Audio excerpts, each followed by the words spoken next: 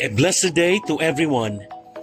Welcome to our daily podcast, Hope and Strength for the Journey. Did you ever wonder why on earth we are here for? What's the meaning and purpose of life? In Ephesians chapter 1 verses 11 and 12 says, "It's in Christ that we find out who we are and what we are living for. Long before we first heard of Christ and got our hopes up, He had His eye on us, had designs on us for glorious living, part of the overall purpose He is working out in everything and everyone."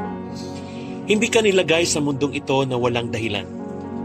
Dinisenyo ng Diyos ang bawat isa sa atin upang maging kakaiba sa lahat ng Kanyang nilalang. Hindi ka nilikha ng Diyos para lang ubusin ang mga resources ng mundo at baguhin ang formation nito. Ang kumain, huminga, at magpasikip lang sa mundong ito.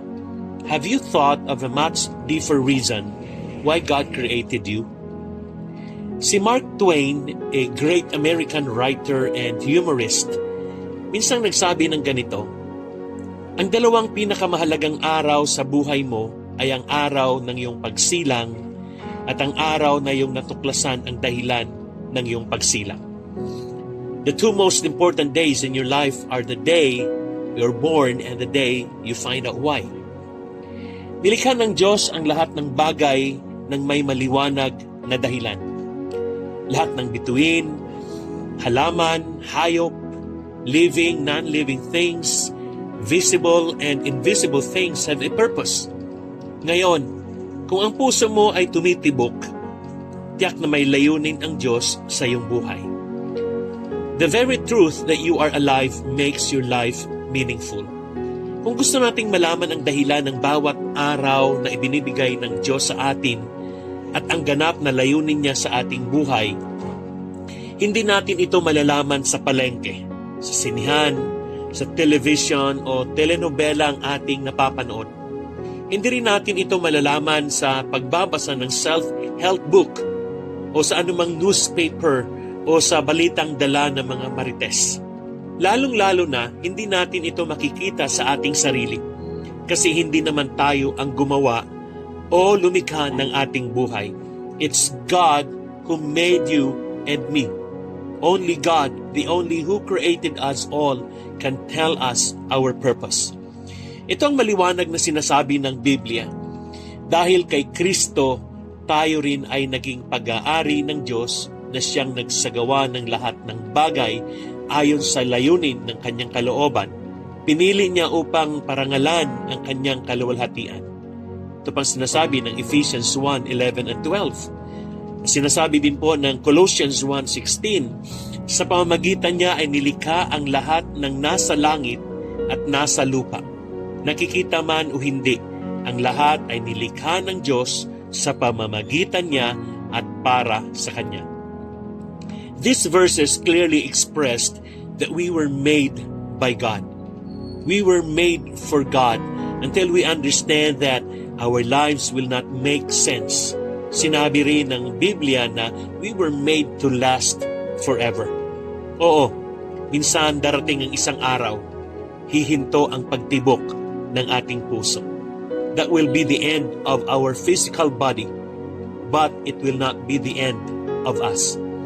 God has long-range plans for our lives. He wants us to live forever and ever and ever. Mas mahabang panahon ang gugugulin natin doon. Maaring umabot ng 70, 80, o 100 years ang ating mga taon dito. Subalit sa kabilang side naman ng buhay ay hanggang eternity. Wala sa atin ang may kakayahan na dalhin ang buhay natin sa eternity. The Bible says, without Jesus, we cannot enter heaven. Kailangan nating matutunan muna ang ilang mga bagay, kaya nga't ang panahon natin dito sa mundo ay paghahanda sa susunod na buhay.